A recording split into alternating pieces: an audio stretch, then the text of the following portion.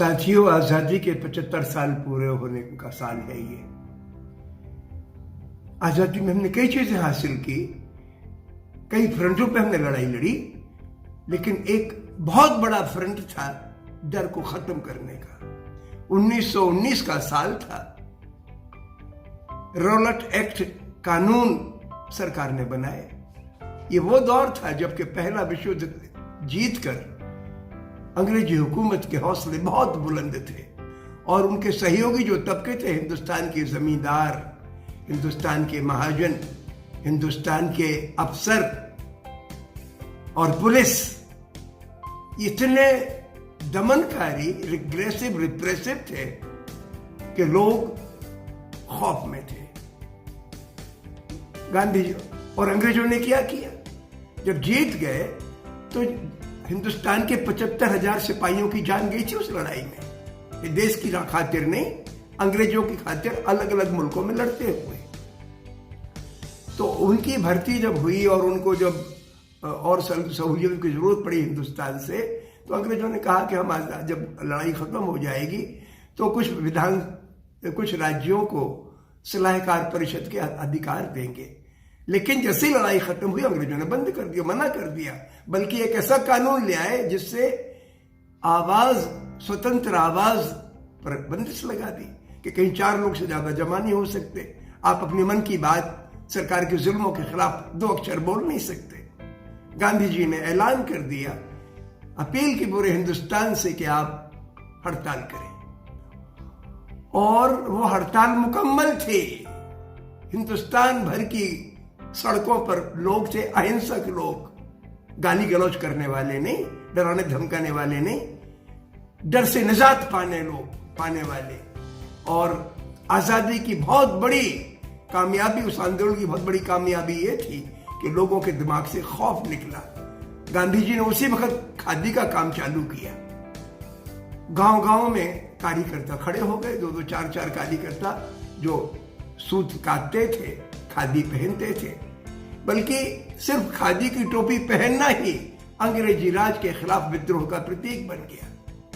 और इस तरीके से जो खौफ लोगों में पुलिस का होता था, उनके साथ में गांव में एक सत्याग्रही था या 2-4 सत्याग्रही थे, उनसे वो खौफ को निजात मिली। मैं एक मिसाल आपके सामने रखता हूं।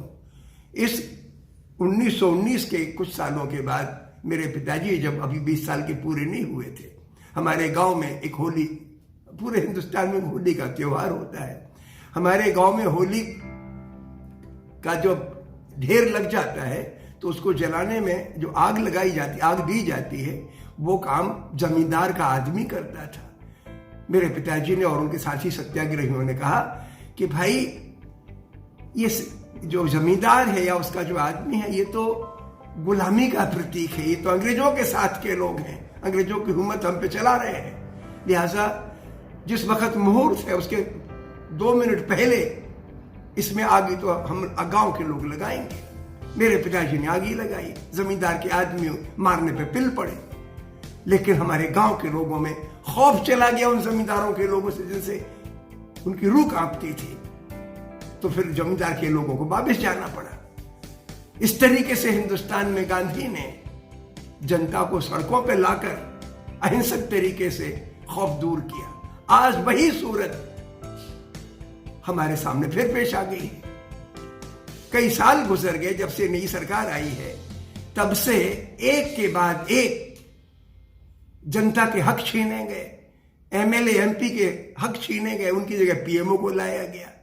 जनता को खौफ में सजा करने के लिए कुछ कानून बनाए गए जिससे भेदभाव पैदा हो। कुछ राज्यों के खिलाफ बाकी देश की जनता को नफरत भरी गई ताकि खौफ पैदा हो और नफरत पैदा हो। नफरत जनता में नहीं आती, नफरत तो जनता के उन क्रूर एलिमेंट्स में आती है जो चोर, लफंगे, इस प्रकार के लोग होते हैं या शोषण करने वाले होते हैं। नफरत तो उनमें आती है, लेकिन जनता दब जाती है कि भाई इनके सामने कौन बोले। तो ऐसा डर का माहौल पैदा हो गया है इस मुल्क में। अब हमारे लिए करना क्या है?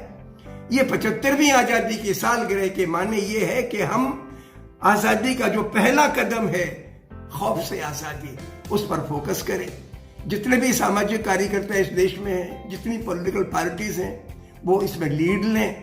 गांव-गांव में हम अपने छोटे छोटे से ग्रुप बना लें, सादगी पर हम जोर दें। सरकार इतना पैसा बर्बाद कर रही है धार्मिक अनुष्ठानों पर, जनता का पैसा जिसका के धर्म से कोई ताल्लुक नहीं है।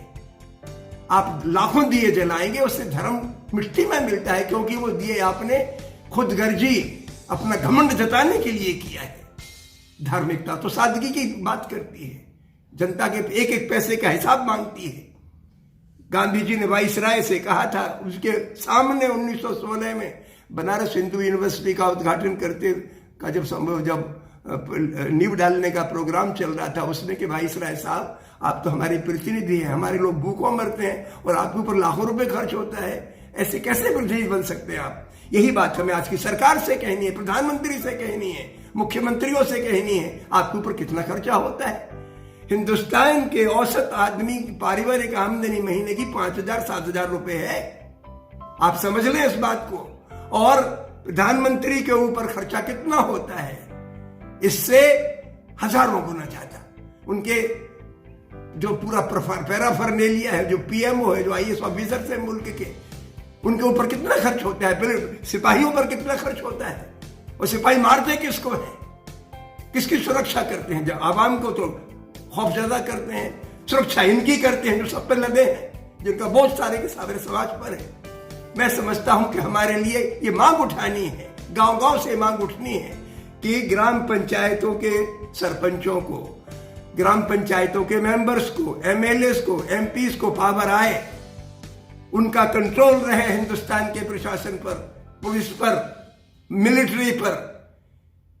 ये जनता की सेवा के लिए बने हैं, लूटने के लिए नहीं, दबाने के लिए नहीं। इसी प्रकार हिंदुस्तान का जो कॉरपोरेट है, जो मीडिया चलाता है, जरूरत इस बात की है कि मीडिया खौफ पैदा न करे, नफरत पैदा न करे। कॉरपोरेट बेलगाम मुनाफा न कमाए, अपनी दौलत का इस्तेमाल और हिंदुस्तान के जो जितने संसाधन हैं उनका इस्तेमाल लोगों को रोजगार देने के लिए हो, ये मांग करने की जरूरत है। इस मांग को जब हम कहने की सलाहियत और ताकत पैदा करेंगे तब हमारा खौफ दूर होगा। मैं चाहता हूं कि इस पूरे साल को हम अपने अंदर डर से आजादी के लिए इस्तेमाल करें, खुद डर से आजाद हो, सच्ची बात कहने का हौसला पैदा करें और अपने आसपास के समाज में ताकत पैदा करें। इसकी जरूरत है। बहुत गंभीरता से मैं आप लोगों से अपील करता हूं कि आप इस पर विचार करें। बहुत बहुत शुक्रिया।